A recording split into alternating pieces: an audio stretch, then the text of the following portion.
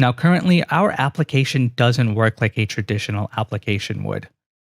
And the reason I say that is, if you take a look at how everything's been set up, not just in our API, but in our database, we've got two tables, a user table and a post table.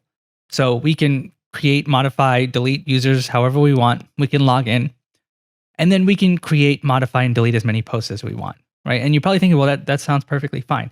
Yes, however, think about any other application. Think about any social media type application. When someone creates a post and you see that post on your feed, what are you going to see next to the post? You're going to see the user that created it, right? So every post is ultimately associated with the user account that created that post. But we have no way to actually do that in our application at the moment because there's nothing that ties a post to the user that created it, right? Take a look at all of the columns in our database. We've got an ID, a title, content, published. Technically, there's a created at column that I didn't draw in this diagram, but that's okay. So how do we know what post was created by what user? And this is where relational databases really start to shine, because the main idea behind a relational database is that you set up these relationships between tables. So we need to set up some kind of special relationship between the users table and the post table that will allow us to associate a post with a specific user that created that post. So let's take a look at how we can do that within Postgres or any SQL-based database. And the way we do that is we actually create an extra column in our post table. So we've got a column, you can call it whatever you want, but I'm going to call it user ID, and I'll explain why. And what we're going to do is we're going to set up a special foreign key.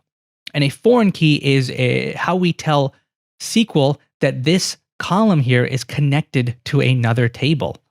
And what we do is we specify two things. We specify the table that it should be connected to. So here I'm saying, hey, this should connect to the users table. And then we specify what specific column it should use from that table. And here we're saying the ID column, because this connection is connected to the ID column of the users table. And so that's what we set the foreign key on. And all this does is, this is really such a simple concept. Whatever user creates this post, we just embed the ID of that specific user. So for the post with the ID of 621, the user that created this has an ID of 212. So if we take a look at what user has an ID of 212, we go here and we can see that clay@gmail.com created this post. And so that's all we have to do to set up a relationship between these two tables. And so now moving forward, any post we create, we'll easily be able to tell what user created it, because we're going to embed the ID of that user into this column called user_ID. And if you take a look at the second one as an example, we can see that this was created by a user with an ID of 378. So we go into the user table and we can see that this user is mike@gmail.com. And it really is as simple as that. And this is what's referred to as a one-to-many relationship within SQL or any relational database. And the reason why they call it that is because one user can create as many posts as they want. However, a post can only be associated with one user. Two users can't create a post.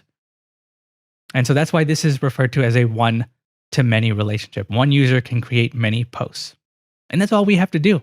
It is actually that simple. We just create another column, and then we have to specify this special foreign key constraint where we just tell SQL, hey, what table do we look for and what column?